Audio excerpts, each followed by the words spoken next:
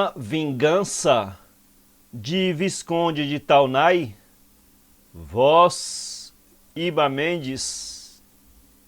Capítulo 1. Num baile, já pouca gente, muitas cadeiras vazias. Ela, sentada, um tanto abatida, identificada com o enfado e a fadiga de uma festa a acabar, a ouvir como por favor e com ar de sensível amor e impaciente condescendência, um homem no vigor dos anos a falar, ardente, arrebatado, numa grande agitação, sombrio, desconfiado, mas sóbrio nos gestos, a contar-se calculadamente, ambos longe, bem longe daquele ambiente de alegrias e despreocupação, hostis um com o outro. Precisava, observava ele, explicar-me com toda a liberdade. Desde que cheguei do Rio da Prata, não achei uma única ocasião. Verdade é que a senhora tem feito estudo especial para não me consentir o menor ensejo. Isto não pode continuar assim. Prefiro então romper de uma boa vez. Declaremo-nos logo inimigos irreconciliáveis. Pois fale, diga o que tem, o que de mim deseja. Aqui e agora? Por que não? Onde quereria que fosse? Esboçou Sofia Dias um movimento de displicência e incredulidade. Inclinando-se para ela, lembrou-se então Mário Campos, com voz soturna e emocionada, cenas do passado, e passado bem próximo ainda, meses quando muito, a sua posição de homem casado, e bem casado uns bons pares de anos, ante as seduções inexplicáveis facerices, quase facilidades de moça formosa e solteira. Tudo fizera, escusado era querer protestar, a sociedade toda havia sido testemunha e sabia ser justa, que afinal perdera ela a cabeça e lhe consagrara a paixão cega, invencível, de inaudita violência. Mera vítima ou não do artifício e dolo, durante não pouco tempo se supusera deveras amado, rico, feliz, esposo de uma mulher bondosa, bonita e terna, de repente se sentira sob o influxo daquele sentimento novo, insuflado com raro talento sugestivo, o ente mais desgraçado do mundo, avassalado irremediavelmente por influência que zombara de todos os seus planos e tentativas de resistência. Que fazer então da vida, longa, tão longa naquele horrível desencontro? Como readquirir a felicidade perdida para todo sempre? Interrompeu ela irritada e sardônica, há tantos modos de ser feliz. Podia ser, sobretudo para aqueles que não calculavam o enlace dos atos e palavras. E por falar em palavras, certa noite, por exemplo, numa volta de bonde do Jardim Botânico ao luar, dissera-lhe ela uma frase que lhe havia calado no espírito para nunca mais de lá sair. Fixara-se-lhe dentro d'alma, com letras de fogo, que a cada momento do dia e da noite lhe luziam ante os olhos deslumbrado. Não se lembrava? Não, respondeu Sofia com sinceridade e algum assombro. Que poderia eu ter dito tão terrível e sinistro? Não me mete medo. Quis sorrir, mas o sorriso pairou-lhe indeciso, frouxo, à flor dos lábios, desses sorrisos chamados amarelos. Teve ela ou não medido o efeito, houvesse ou não sido mais uma simples leviandade, a sua boca a proferia, lembrava-se bem do seu dito: se você fosse livre. Ora, protestou Sofia, empalidecendo seu tanto, uma hipótese. E agora não estava ele livre, bem livre? Que significava nessa nova situação o seu inopinado retraimento? Porque se mostrava ela tão esquiva, tão indiferente dos tempos de outrora, decorridos apenas 6 meses empregados nessa indispensável, e apoiava no vocábulo, viagem ao Rio da Prata? Quando supunha encontrá-la vibrante de amor e saudades como ele, quando julgava alcançar a felicidade almejada a que tinha feito jus, ó sim, tudo empenhara para consegui-la, aí a achava radicalmente mudada, outra, de toda outra. Por quê? De que servir então aquele ano de ardente afeto, pelo menos assim acreditara, de tamanhas promessas e juras? Não teria ele sido senão mero joguete de passageiro capricho, pretexto para ensaiar simples armas de namoradeira? Sofia Dias mostrava-se cada vez mais impaciente, fez até gesto de quem ia levantar-se. Por que se dera toda aquela comédia? A sua infeliz mulher, alvo de tantos remoques, motivo de contínuos reparos e críticas, por que se dera toda aquela comédia? A sua infeliz mulher, alvo de tantos remoques, motivo de contínuos reparos e críticas, exposta a incessante ridículo, até se lhe tornar positivamente insuportável. Não tinha gosto, não sabia vestir-se, escolher chapéus, inúmeras setas farpadas, envenenadas, na sua mal-ferida vaidade de marido, meros gracejos, brinquedo de um coração mau, ardiloso, cruel, insensível. Ó, tomasse tento, aquela hora era decisiva. Passada ela, tentaria vingança tremenda, era de raça dos que não perdoavam. E ofegante, numa frase curta, dura, contava episódios até da infância, em que se afirmara a irresistível disposição ao desfosso, violento por qualquer ofensa ou injúria recebida. Sua mãe lhe dissera um dia: menino, você com este gênio há de acabar mal. Quem sabia se o horóscopo não ia se realizar? Uma coisa lhe jurava, alguém havia de pagar, não se adiantara tanto para ficar perante todos como triste símbolo de irrisão e escárnio, menosprezo e miséria. E os seus olhos chamejavam, dolorosa crispação dos lábios lhe erguia o canto da boca, de longe parecia estar sorrindo, todo entregue à animada, ainda que banal conversa de baile. Sofia o ouvia com expressão de extremo cansaço, afinal rompeu o silêncio. Confessava que a ele assistia alguma razão, andara mal, concordava, solteira e pretendida por não poucos, não devera nunca ter alimentado um sentimento reprovável, que não tinha razão de ser, saíra do seu papel natural e pagava as culpas da leviandade, sempre amarga. Naquele tempo não media as consequências de uns olhares mais quebrados e imprudentes e os efeitos perigosos de qualquer namorozinho. Aquilo lhe serviria de lição. Fora, aliás, bem sincera na hora em que pronunciara aquelas palavras, sem contudo lhes dar maior significação. Aludira com real pesar a coisa irreparável e contra a qual não havia de lutar. E fora essa convicção que, pouco a pouco, lhe abrira os olhos, desviando-a do caminho errado que seguira. Não diz o provérbio que o que não tem remédio, remediado está? Na ausência dele, Mário, tanto lhe girara no pensamento essa verdade, que afinal pudera dominar-se. Quem, aliás, havia de imaginar que tão cedo a pobre Dona Beatriz sairia deste mundo, desligando com o seu desaparecimento laços que deviam ser eternos? Nisso o Barroso pleiteara sua mão, e ela não achara motivos para o repelir, bem parecido, inteligente, em bela posição política, ministro talvez breve. Que dizer contra esse candidato? E você o ama, Sofia? Perguntou a custo, arquejante, o mal-aventurado Mário. Amá-lo, não, mas enfim gosto dele, não há dúvida. Creio que sou refratária a paixões violentas, arrebatadas, é outro o meu gênero. Sim, observou Mário, ludibriar aqueles a quem prende na rede dos seus olhares fatais.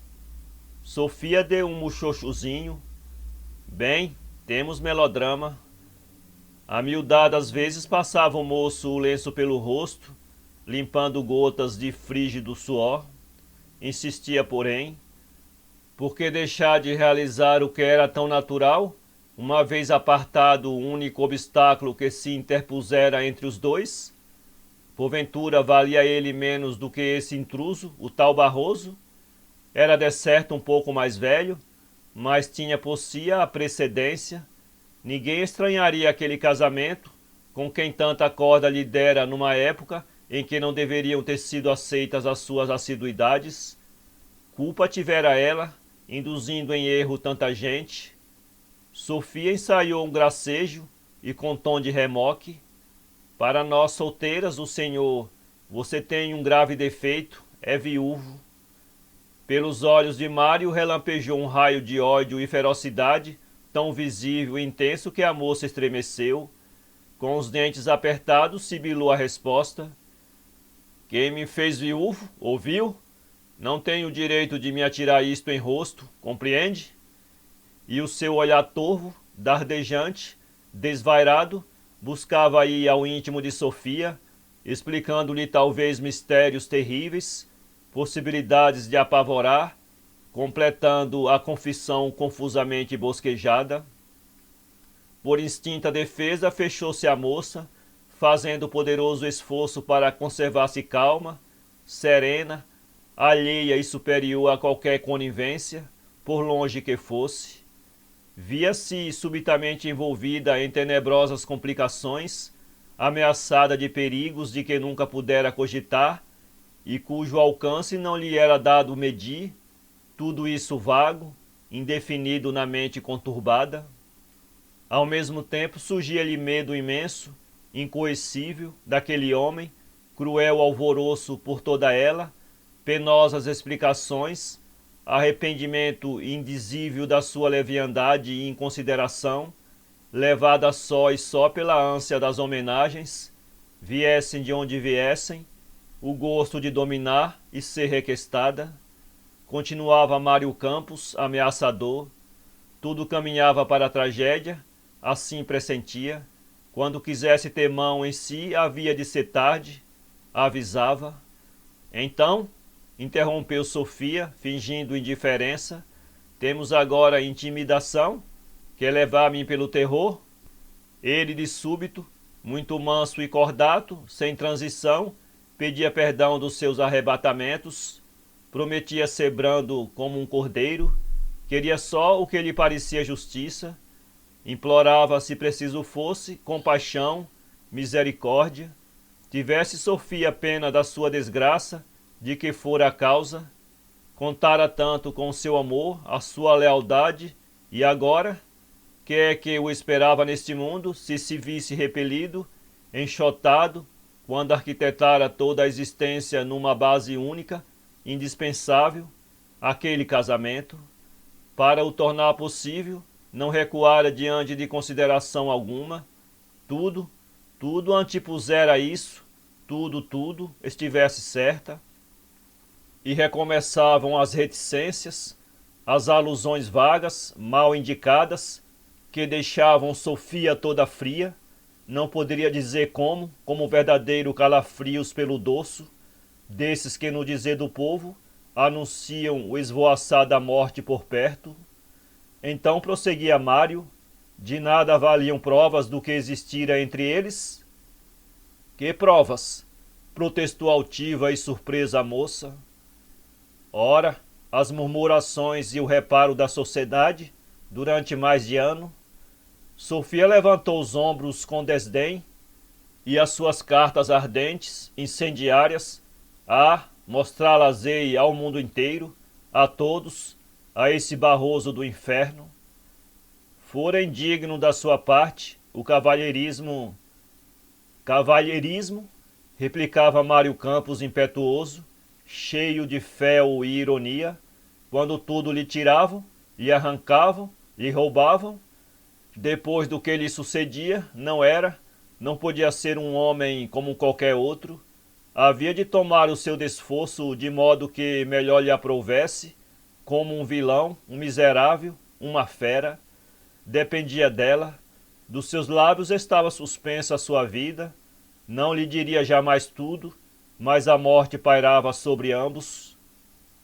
Sofia, Sofia, implorava o mísero. A moça, porém, abanava implacável a cabeça, pálida, os olhos sem fulgor, meio cerrados, inquietos, mas enérgica, de tensão firme, inabalável. Não, não, não é mais possível. Nisto um cavalheiro veio lembrar-lhe o compromisso de uma valsa. Tenho certo escrúpulo, disse ele um tanto malicioso, de interrompê-los. Conversavam tão animados. O senhor Mário Campos, replicou Sofia com toda a naturalidade, estava me contando a sua viagem ao Rio da Prata, bem interessante. E lá se foi ela, envolvida nos lânguidos eflúvios da cadenciada e vaporosa música. Capítulo 2. Que existência a do desprezado Mário Campos! Pareceu-lhe aquilo a princípio um sonho, um pesadelo, esse tremendo e inopinado capricho de Loureira a perturbar-lhe todos os planos e cálculos e a exasperar-lhe a paixão por modo inacreditável. Fez ainda algumas tentativas, procurou encontros, entrevistas, mas achou todas as portas fechadas, as valsas cortadas, esbarrando com uma resolução tão valente e decidida como a sua. Empenhava-se Sofia em mostrar-se de posse do maior sangue frio, e a sociedade, curiosa e atenta, observava aquela espécie de duelo travado repentinamente entre dois entes que, pouco antes, tanto lhe dera que falar em sentido bem diverso. Caiu depois o moço em profundo abatimento, tudo se lhe afigurou perdido, a mesma natureza em vésperas de definitiva destruição, apesar dos rutilantes esplendores dos mais formosos e festivos dias.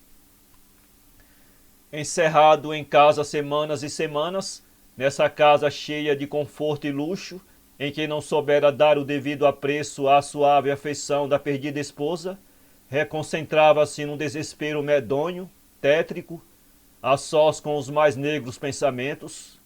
Não lograva um momento de sossego, e para conciliar 1 ou 2 horas de acabrunhado torpor, tinha que recorrer, após noites de absoluta insônia, a elevadas doses de morfina. Aí lhe emergiu das mais fundas entranhas ódio imenso àquela mulher, e com ele sede ardente, incontentável, de estrepitosa vindicta. Ah, sim, queria, precisava por força vingar-se, mas de modo único, nunca visto, inexcedível, nem sequer imaginado, e tornou-se-lhe prazer exclusivo procurar que esforço seria esse, capaz só em ideá-lo, de lhe aplicar um pouco tamanhas ânsias, fogo tão devorador e indomável. Matá-la-ia sem vacilar, ó sim, mas como fazê-la sofrer 1000 mortes, numa agonia intermina, à maneira dessas aves de rapina, cruentíssimos açores que, por instinto infernal, dilaceram as vítimas membro a membro, pedaço por pedaço, lenta e quase cientificamente, poupando com cautela os órgãos essenciais à vida, a fim de saciarem dia a dia da carne sempre sangrenta e palpitante? Mataria, ó sim, aquele homem. Tudo isso, porém, não fora tão banal? Que valia esse rival de ocasião? Eliminado da cena, outro o substituiria sem demora. Por tão pouco não se abate nem recua a pérfida da mulher. Para que, aliás, essa supressão de vida? Em muitos casos não é um favor à morte? Não representa a cessação da dor, do sofrimento, da vergonha? Por ela não suspirava ele, como supremo bem? Sim, também tinha que morrer. Num perpassar de todas as odientas combinações, intolerável se lhe afigurava continuar a existir. Reservava essa tortura para Sofia, mas como transmudar tamanha concessão em martírio constante, em angústia sem nome, em indizível suplício, calcando para sempre nos pés o seu orgulho, conspurcando-a perante a sociedade toda, arrastando-a com eterno labéu, imprimindo-lhe na fronte sinal de impagável ferrete? Como? Comparava os tempos anteriores ao amaldiçoado amor com tudo quanto ocorrera, uma vez ateada a criminosa e já tão flagiciada paixão. e a lembrança da esposa, tão boa em sua discreta afeição, o enchia de pavor. Fugia de aprofundar consigo mesmo o incerto mistério, aquela janela aberta por noites frigidíssimas, em Buenos Aires, ela a dormir fraca dos pulmões, presa então de perigosa bronquite, depois a pneumonia dupla, as vascas de terrível agonia num estreito quarto de hotel. Que momentos agora tão claros à sua memória, parecia os estar vendo, bastava fechar os olhos. A pobrezinha, resignada, quase a sorrir, enquanto as lágrimas lhe rolavam silenciosas pelas faces, apertando a mão assassina, implorando proteção contra a morte que chegava, ele, com um pensamento fixo no Rio de Janeiro, ardendo de impaciência, brutalizando-a, doido por ver tudo acabado, concluso, findo, espreitando, espiando o último estertor, o derradeiro suspiro, a convulsão suprema que ia desatar as cadeias do abominado cativeiro. Que indigna contraposição! De um lado tanta pureza e resignação, do outro tamanha maldade, tão satânica e baixa ferocidade. E para que o monstruoso atentado? Dele agora emergiam obrigatoriamente outros crimes, novas infâmias. Sentia-se condenado, justiça inteira havia de ser feita e pela própria mão, era ponto decidido, indiscutível já no seu espírito. Ficaria, porém, impune a causa de tantos males? Impossível. Para benefício de todos, cumpria esmagar ente tão pernicioso, inutilizar de vez encantos tão perigosos e letais. E parafusava sem se lhe deparar nada que apaziguasse um tanto as iras exasperadas, em fremente ebulição.